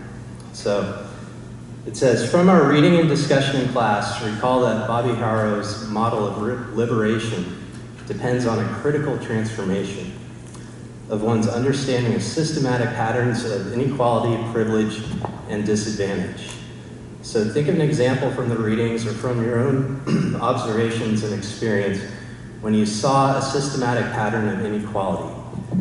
And then make the case for why this is an example of systematic oppression. And so these are the kinds of things we're thinking about. And it just occurs to me, I mean, being like a visualization person, an artist, can we use the power of visuals? What if we forget about all the scientific data, and we use visuals to enable this critical transformation? To what extent might that be something we could look at as a community? So I will be answering your email, by the way. I was thrilled to see it. So in that article, in the CGNA VIS Viewpoints article, I talk about, it occurred to me at some point that VIS was this very powerful tool to communicate across disciplines, across races, ethnicities, almost all forms of diversity. And I started to think about why. And I also went to several workshops with social scientists, which I highly recommend. Completely different language, but it was incredibly eye-opening. And the things that I determined were that sort of as a community, we have this innate ability, we're native interdisciplinary thinkers, we're boundary spanners, our jobs don't exist without some form of data, which 99.9% of the time means you've got to go somewhere else to talk to someone, learn their language, so to speak. So it started to occur to me that visualization is this universal language of sorts. So because I am sort of this child of Star Trek, I thought, is it the universal translator? But really it's kind of a universal language. And what we're using it as is the platform around which everyone can communicate. There doesn't seem to be this, when we use whatever domain-specific language or whatever your native language is, there are barriers at varying degrees. When you have pictures up there, something magic happens, and it sounds like you've experienced some of the same kind of thing. I'm not entirely sure what the properties are. This is something that we're looking at. It would be great to look at it together. but we've certainly experienced this viz as a universal language kind of thing. Hi. Bye. Okay. I think the data visualization can be extraordinarily helpful in pushing the ball forward. My mother is a data viz person, so it's almost into my consciousness. So when I started doing social science research, one of the things that I have continually been struck by was how bad the data visualization was. We're not working with giant data sets, but our data is important, and our data reflects lived experiences. And I think that data visualization does have almost a magical quality that you can communicate and imbue all new meanings into data that, if you look at it on a chart, doesn't really strike you. And I think that social sciences, we do try to use data because there are only so many times that you can talk about systemic racism in our legal systems and our criminal justice system. And then you start looking at numbers, and you start looking at actual distributions of who we arrest and how long they are arrested and incarcerated for. And that's when things start having a gut reaction that people who were not subjects to that sort of oppression may not even have been able to conceive of in such a visceral way. It seems to me we can make it real. Yes. With visuals. Yeah. And that a lot of people in this community have the visual skills to be able to do that. But we're not thinking about it. Well, some of us are, but we're not thinking about it at the same level as some of the other problems we're working on. So.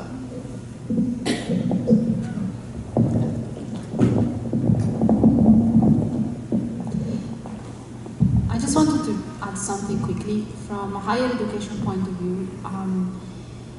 I've been in teaching in Wales for quite a few years, and then I moved to London. And one thing that was quite impressive for me was that when I started proposing projects, third-year projects or master projects, the type of students that would come to me were kind of non-conformist one.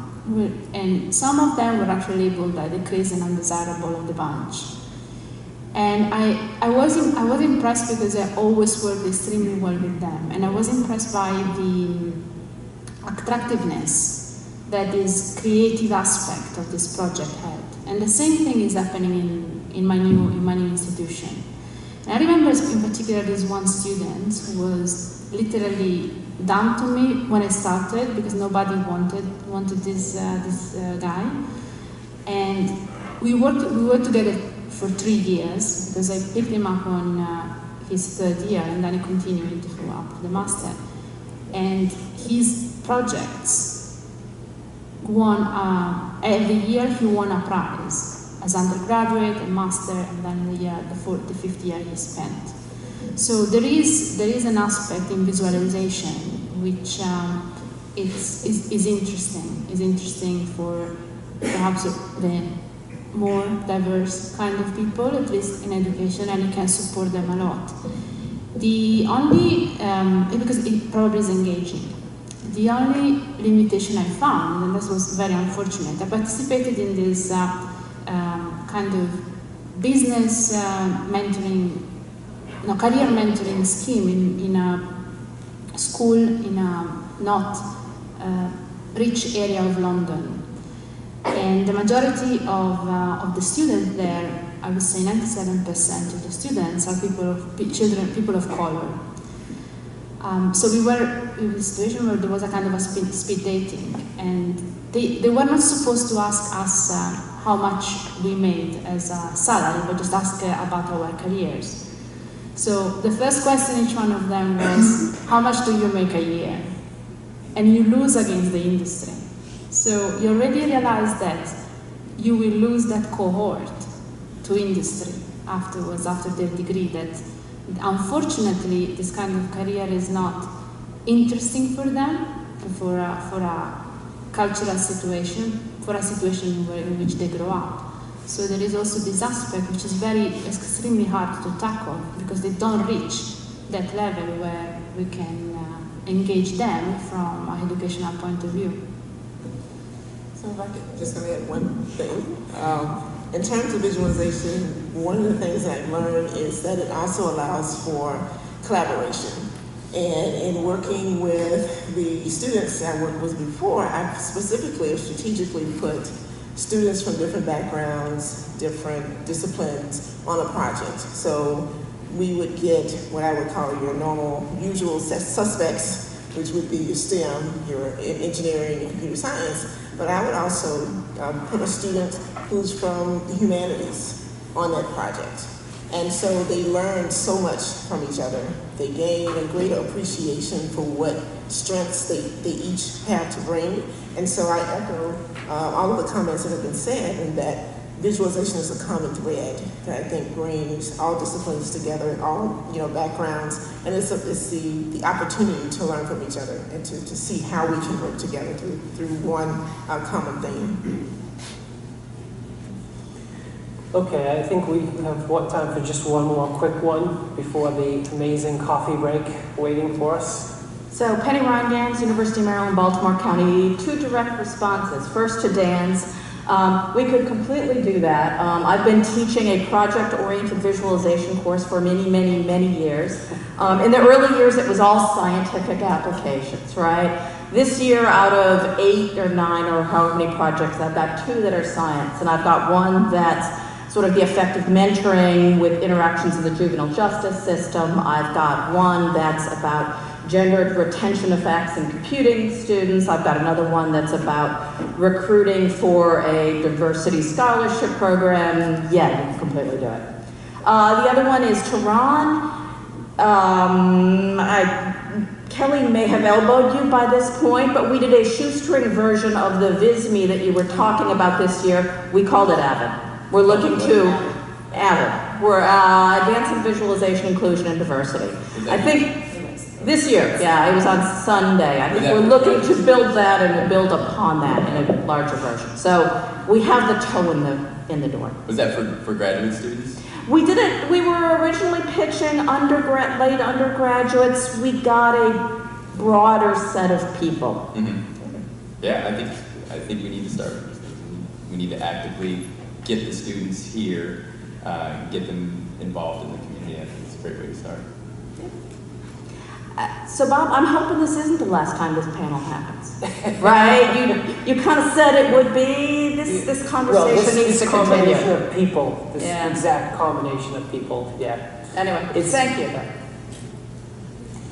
Okay, one more, but you have to step up to the mic and state your name and affiliation. Hi, sorry, my name is Noel. I'm from Madagascar. And you talked about, first, thanks for such a panel, it was really interesting, and you mentioned something like that we, underrepresented group from Africa, we are minority in such a big conference, and also in most of computer science fields, and many questions why. One reason I think is that the call and such ideas and conference does not reach until there. So we talk about inclusion, especially when people come to us. But my question, is there any initiative from us, such a conference or the community, like instead of waiting for people answering to our call, coming to us, that we come to them and help them to get included into the community? Because I do my research in Germany, and I'm leading an exchange collaboration program between Madagascar and Germany. And I had the opportunity to give a 1-week workshop on visualization, and I completely realized that the students there have the potentials, but they do not hear about such a conference or such a community, because there is people first won't be so encouraged because it's far away and traveling is expensive and everything and so on, so they get less interested. So my question is, as a community at the VIS, do we have such an initiative when we go there, even just this conference, and giving the conference through internet, Skype, and let them participate in any form? And yeah, and the question is, if such initiative exists, how we as a student, as a member of such underrepresented community can take part and can have our voice and then report such voice to those countries or to those groups so that the inclusion or diversity really happens. Thank you. Good question. I'm not sure if I got it all, but I mean, I think that some of these more active approaches that reach even beyond the US and go more internationally are one way to do that, and to bring more students here and give them an opportunity to, you know, participate in the conference. And actually, when we did the Kaimi workshop, we did have some students participate remotely, specifically one who was had a disability that didn't allow her to even leave her house. And so we Skyped her in and she participated in the conference. So there are lots of ways, I guess, these days that we could include folks in conferences and workshops and give them the ability to attend, even if it's very difficult to get here physically. And actually at Kai they do remote participation as well. They've got the little remote robots going around and people remote in and see talks and so on. So there are a lot of things that we can do. I think that's a good idea. One thing that we could do, so the Supercomputing Conference this year just launched what they called their inclusivity grant. They can't call it a fellowship for lots of reasons that have to do with the sponsoring organization. But the first recipient of it is a gentleman from Nepal who is in the IT group there. And so the reason I know it was because I was on that committee that selected him, and it was pretty eye-opening, all of the things that had to go into it. It's something we could do, but it would have to be an organized effort. We don't have anything in VIS that's like that, but I think there are precedents that have been set by other conferences.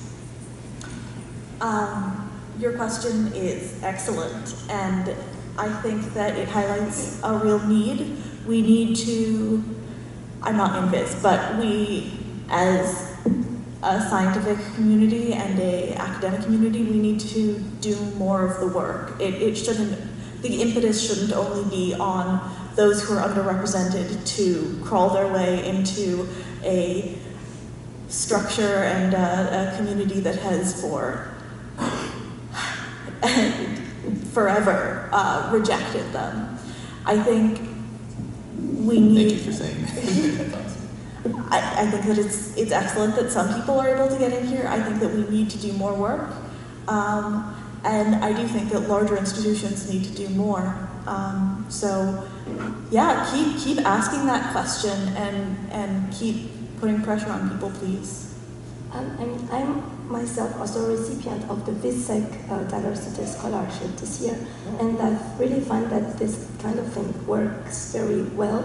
And I am really into seeing how to follow up with such, not necessarily for me, and not only for me, but also from people from Madagascar who never heard about that.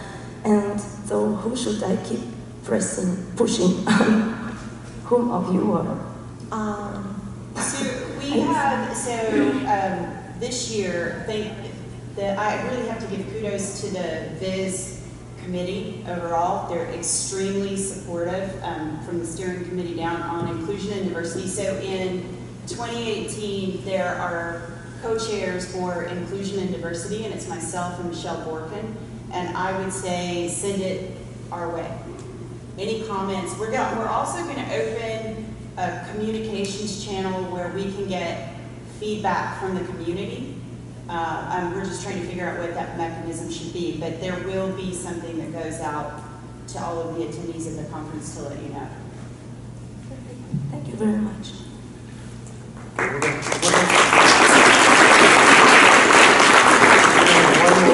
To be inclusive, we're going to have one more question.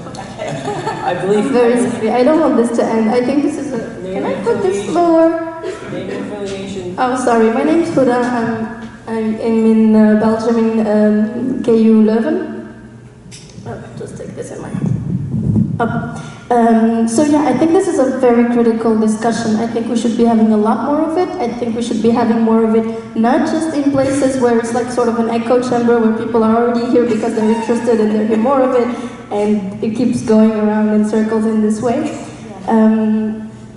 And it's too bad that there's no more time for discussion, like actual open discussion. Like, I loved hearing everything that the people in the panel said, but I feel that all of us have very different experiences and could bring a lot more to the discussion. So my comment is like sort of a meta comment on this state of things generally. I don't know if things are being recorded because I don't want to end up on YouTube next year, but I will take the risk. So some things were very important that were said, and I'm really glad, like some of us who are from the out group know them because we're sensitive to them and we've grown up hearing them and feeling them, but it's always nice to have some reminders for the rest of the groups. So I'm kind of torn about this sort of panel, about the approach we take to diversity in STEM in general and in this conference in particular, because it feels like we all want a positive change in paper. It seems like it, but I'm wondering if we do, or if we like the buzzword, if we like the hype. Like literally in the description it says that it's a lively topic of diversity. It's not a lively topic, it's something that we've been living on with all our lives. It affects our livelihoods, our relationship with others, our opportunities, our salaries, all sorts of different things. It's not funny, it's not a buzzword, it's not cute, and it's not something to jump on because it's something cool to see. So I'm going to go to my main remark and my main problem, and I'm very sorry, I don't know how it's gonna sound, but for me, I'm very torn when a panel like this is partly organized by someone who describes it as interesting because we have a Chinese female and we have an undergraduate female, and who then proceeds to, again, sorry, pardon my French, I did not choose to hear this, so I'm telling you, proceeds to test my reaction and to tease me, sort of. I'm wondering who is listening when we have these talks, because we have them and it costs us a lot. Like, I know that I'm being here and I don't want to create a mess and I don't want to create a scandal, but I don't know that saying these things could have an impact on my opportunities in the future and my belonging to this community. But things like these happen and we take the risk to talk about them. And I'm not sure anyone is listening. I'm not sure if people who are involved in the diversity work are the people who are actively engaging in this sort of talk. What are we having this for? What are we doing as a community? Can we advance? Or can we talk about this as long as there's no new buzzword and no new cool things? Next year it's going to be something else. Like feminism now is super fashionable, it seems, so someone's going to make a talk about something and not addressing the deepest problems, not addressing the things that affect your livelihood, but putting some cute I don't know, unicorn things on the screen and calling it a lively and fashionable topic. So I don't know how much we can advance in this field if we're not tackling the individual bigotry, if we're not tackling the individual responsibilities, and if we're not tackling the industrial, institutional barriers that we have that make it that we have these sort of conversations and we all go home and I feel emotionally tired of this, and I feel like I don't want to come back in here to hear this mess again. But we have to, and the people who are in charge, who are organizing this sort of things, and who feel that this is some sort of theoretical and far-fetched and foreign topic that they can meddle in once every full moon, I feel like if we don't tackle these things, it's going to keep on being a topic, and we're not going to advance as a field. So voilà, that was, again, my meta sort of comment. I'm kind of frustrated, and again, I was very hesitant of saying this, but it's always easier to say, I don't know, my partner or my sister had a colleague who said this, and everyone's like, that's not nice, this colleague is a mean person. But then when we face these sort of things, and it's people from our community and who are doing the work with us, then there's not really anyone to talk to about these things. So that was my little 50 cent, my little 2 piece in the conversation. And I'm not really expecting any response. I'm not really expecting any apologies because I know that it's going to be a joke, and it's always a joke. But I just wanted to go out and say it because I've been very frustrated all the time. So voilà, thank you for listening. What's your name again? I'm sorry. My name is Huda, H-O-U-D-A. Huda. You know, I sympathize with you because you're not the only one who's had those kinds of experiences, so it's certainly not a joke in any way. I try to keep this positive, but there's certainly many of those kinds of stories that could be told. personally by me and my experiences here at CHI. And so, I'm sorry, at this conference. So one of the things that I was attempting to do is to try to start the conversation, figure out where we can go to try and improve things. But you're right. I mean, there are systemic problems that we're not going to be able to tackle here. But if we begin to address it and start the conversation, I think we can slowly make some progress in terms of inclusion. But you're also right that the people who need to be here aren't here, and that's a really hard one to solve. And I think the way to go about solving it is to chip at it, to get more people here from the underrepresented groups, and to just make it more of a natural thing here at the VIS conference. So thanks for your comments. So let me talk me to you. I applaud the fact that you had the guts to get up and say what you said, because I'm not sure. I can't honestly say, given when I was your age and the time that it was, I don't think I would have been as brave as you. So you do you. Don't ever let anybody tell you to stop. I don't know who, but we'll talk afterwards. But so I think you're right. I'm 30 years in this field, and I was probably the reason I got so active and taking a very active role was because I heard comments that sounded the same as they were 30 years ago. And it felt nauseating, and I thought, okay, I've got two options. I can turn a blind eye, which I just can't do. It's not in my DNA. Or I can do something about it. And I agree with you. I'm tired. I'm tired of talking about inclusion and diversity. I'm worn out about it. I can't say that I know what your experiences are, but I certainly know with mine, I'm tired of talking about this. The best day will be when we don't have to have this conversation anymore. It just is a thing. But until then, I can tell you, and I can see tomorrow over there, this topic isn't going to get dropped. There are a number of us, we're tired and fired up. And it sounds like you need to be part of this. I applaud you. You go, girl.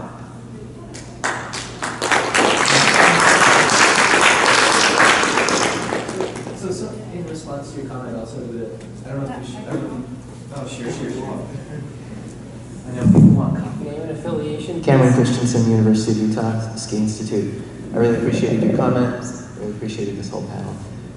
I don't know if you missed it or if I just wanted to say, what I heard on the panel didn't necessarily address your personal concerns that you brought up, which are individual poor behavior from people. And not personal concerns, it's systematic concerns. Yes. This was an example of. Forgive me. Systematic concerns, and you're right. The systemic things, the things that are going on that seem to be tolerated or accepted, that are intolerable. But what I did see is, like, for example, Dr. Byrd presented work that she's been doing for years to create greater inclusiveness, and I think what I got from the members of the panel is that they're actually taking concrete steps, not just talking and going home and saying we did something, but actually making concrete steps to do something, and I'd like to be involved more to help that from whatever position I can be in Utah. And I recognize both sides, that there's something else that maybe wasn't discussed, and that's what you brought up, but there also were a lot of things that were really promising to see. Maybe, are they? I mean, are they making a difference? I think, and I could be wrong, but I think that her point incorporated the idea that many people in the field have been working. This is a long slog, and there is a real fatigue that sets in when you're in a field that you have not been welcomed into, that you've had to push to get into, and then had to fight to stay in. People can run all of these initiatives and it can still be draining, and people can still look around and say, I don't feel welcome, even though people have been working for actually 10, 20 years on these same initiatives. It is exhausting, and part of pushing towards making a more inclusive environment is to recognize these emotional tolls that people of marginalized groups face daily. We can't just ameliorate systematic injustice by throwing money at the issue. This is a cultural thing as much as it's a structural economic thing or a institutional thing. So maybe I can make one last comment to wrap up. Tamara Munsner, UBC, and also outgoing VEC chair. And also I have to apologize, I only heard part of the panel. I came in towards the end. But what I want to say is, people in power are listening. And I think that long fights for change are emotionally draining, and it's absolutely true that people on the outside have to do an enormous amount of the emotional labor of it, in addition to the actual labor of making change happen. But the thing that's somewhat heartening is, at some point, there can be these exponential curves where change is small for a long time, and then change can happen fairly quickly. I think the fact that there is an actual chair position for inclusion next year is actually a big deal, and it's a way to make change happen. Money doesn't solve all problems, but by God it can help. And so I am enthusiastic that we could see more change, and I think having structural power makes a big difference. And so having people in a position of authority and budget line items is an awfully good way to make some stuff happen. So it's not an instant fix, and I think there may well be still ways that people in the community are tone deaf in ways that hopefully we can cut down on. But I'm fairly enthusiastic for the future. So I got a lot of hope. That's a really good story. Just really quickly, so at CHI, one of the things that was frustrating with the way things evolved is that when they decided to do their diversity and inclusion lunch, they actually didn't even acknowledge that some of us had done these things years before.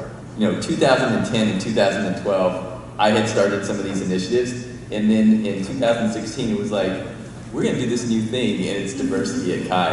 And that's one of the most frustrating things that I can experience as an underrepresented person trying to make advances in this area. So I hope that this community recognizes the people who are trying to work on these things for a long while.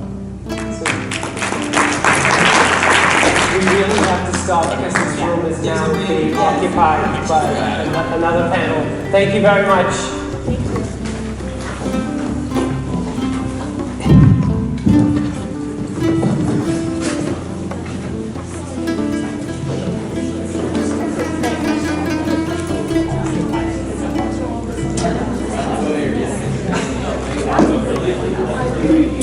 Okay.